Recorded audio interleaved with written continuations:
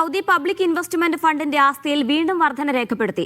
കമ്പനിയുടെ മൊത്തം ആസ്തി 1.15 ട്രില്യൺ ഡോളറിലെത്തിയതായി പുതിയ കണക്കുകൾ പറയുന്നു. ഇതോടെ ആഗോളതലത്തിൽ ഏറ്റവും വലിയ അഞ്ചാമത്തെ നിക്ഷേപ നിധിയായി PIF മാറി.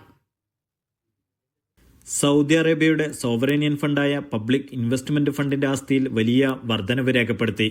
2025 അവസാനത്തിൽ PIF ആസ്തി 1.15 ട്രില്യൺ ഡോളറിലെത്തിയതായി SWF ഇൻസ്റ്റിറ്റ്യൂട്ടിന്റെ ഏറ്റവും പുതിയ കണക്കുകൾ വ്യക്തമാക്കുന്നു.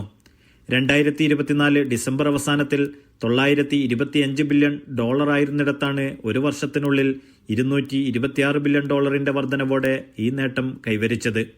ഇതോടെ ആഗോളതലത്തിൽ ഏറ്റവും വലിയ അഞ്ചാമത്തെ നിക്ഷേപ നിധിയായി സൗദി പബ്ലിക് ഇൻവെസ്റ്റ്മെന്റ് ഫണ്ട് മാറി.